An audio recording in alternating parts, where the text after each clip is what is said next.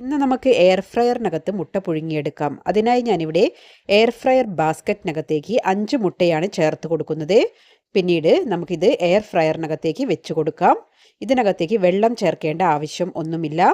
ഇവിടെ ഞാൻ temperature set ചെയ്യുന്നുണ്ട്. 135 ഡിഗ്രി സെൽഷ്യസിൽ 15 മിനിറ്റ് ടൈമാണ് സെറ്റ് ചെയ്യുന്നത്. ഇപ്പോൾ 15 മിനിറ്റ് സെറ്റ് ചെയ്തതിന് ശേഷം എയർ ഫ്രയർ ഓൺ ചെയ്തിട്ടുണ്ട്. പലർക്കും ഉള്ള സംശയമാണ് ടെമ്പറേച്ചർ സെറ്റ് ചെയ്യുന്നതും അതുപോലെ ടൈം സെറ്റ് ചെയ്യുന്നതും. ഇപ്പോൾ 15 മിനിറ്റിന് ശേഷം ഞാനിവിടെ എയർ ഫ്രയർ ഓപ്പൺ ചെയ്ത് അതിലെ ബാസ്ക്കറ്റ് പുറത്തേക്ക് എടുക്കുന്നുണ്ട്. അപ്പോൾ ബാസ്ക്കറ്റ് പുറത്തേക്ക് എടുത്ത ഉടനെ തന്നെ നിങ്ങൾ കൈയിട്ട് മുട്ട എടുക്കരുത്. കാരണം മുട്ട നല്ലതായി ചൂടായി നിൽക്കുന്ന സമയമാണ്. അപ്പോൾ ഇവിടെ ഞാൻ ഒരു ബൗളിനകത്തേക്ക് കോൾഡ് വാട്ടർ എടുത്ത ശേഷം അതിനകത്തേക്കാണ് മുട്ട ചേർത്ത് കൊടുക്കുന്നത്. അപ്പോൾ ഞാനിവിടെ കയ്യിൽ ഉപയോഗിച്ചിട്ടാണ് മുട്ട ഇതിനകത്തേക്ക് ചേർത്ത് കൊടുക്കുന്നത്. നിങ്ങൾക്ക് ബാസ്ക്കറ്റിൽ നിന്ന് നേരിട്ട് മുട്ട ഇതിനകത്തേക്ക് ചേർത്ത് കൊടുക്കാവുന്നതാണ്. അപ്പോൾ മുട്ട തണുത്ത വെള്ളത്തിലേക്ക് ചേർക്കുന്ന സമയത്ത് നിങ്ങൾക്ക് ഇതിൻ്റെ തൊലി റിമൂവ് ചെയ്തെടുക്കാൻ പെട്ടെന്ന് കഴിയും. അപ്പോൾ മുട്ട പുഴുങ്ങുന്ന സമയത്ത് ഒരു ലെയറായി മാത്രമേ നിങ്ങൾ എയർ ഫ്രയറിനകത്തേക്ക് വെച്ച് കൊടുക്കാൻ പാടുള്ളൂ.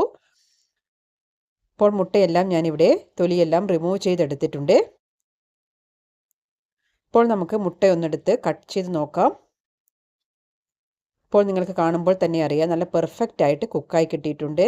Thank you for watching.